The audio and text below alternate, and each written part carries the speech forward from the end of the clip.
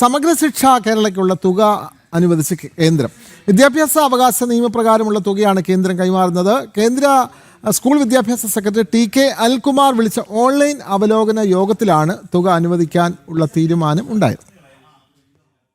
2009 വിദ്യാഭ്യാസ അവകാശ നിയമപ്രകാരം പാഠപുസ്തകങ്ങളും യൂണിഫോമും സൗജന്യമായാണ് SSK വിദ്യാർത്ഥികൾക്ക് നൽകുന്നത്. ഇതിനായി SSK കേന്ദ്രത്തെ സമീപിച്ചതോടെയാണ് കേന്ദ്ര സ്കൂൾ വിദ്യാഭ്യാസ സെക്രട്ടറി വിളിച്ചു ചേർത്ത അവലോകന യോഗത്തിൽ വിഷയം ചർച്ചയായത്. തുടർന്ന് തുക അനുവദിക്കാമെന്ന് കേന്ദ്ര വിദ്യാഭ്യാസ സെക്രട്ടറി അറിയിക്കുകയായിരുന്നു. കേന്ദ്ര ഫണ്ട് നൽകുന്ന എല്ലാ പദ്ധതികളും പുതിയ അക്കൗണ്ടിംഗ് രീതിയായ SNS സ്പർശിലേക്ക് മാറണമെന്ന് കേന്ദ്ര സർക്കാർ നിർദ്ദേശിച്ചിട്ടുണ്ട്. സ്റ്റാർസ് പദ്ധതിയുടെ കേന്ദ്രവിഹിതമായ 12 കോടി രൂപ SNS സ്പർശ് വഴി കേന്ദ്രം അനുവദിച്ചിട്ടുണ്ട്. സംസ്ഥാന വിഹിതമായ 8 കോടി രൂപ കൂടി ലഭിച്ചാൽ മാത്രമേ കേന്ദ്ര ഫണ്ട് വിനിയോഗിക്കാൻ കഴിയുകയുള്ളൂ. ഈ തുക നൽകുന്ന കാര്യത്തിൽ പക്ഷേ സംസ്ഥാന സർക്കാർ ഇതുവരെ തീരുമാനം അറിയിച്ചിട്ടില്ല. നിലവിൽ വെർച്വൽ ക്ലാസ് മുറികൾ, ഊരുകളിലെ വിദ്യാർത്ഥികൾക്കുള്ള ട്രാൻസ്പോർട്ട് എസ്കോർട്ട് സൗകര്യം, ഭിന്നശേഷി പെൺകുട്ടികൾക്കുള്ള സാമ്പത്തിക സഹായം, അധ്യാപക പരിശീലനം തുടങ്ങിയ പ്രവർത്തനങ്ങൾക്ക് പണം കണ്ടെത്താൻ കഴിയുന്നുമില്ല.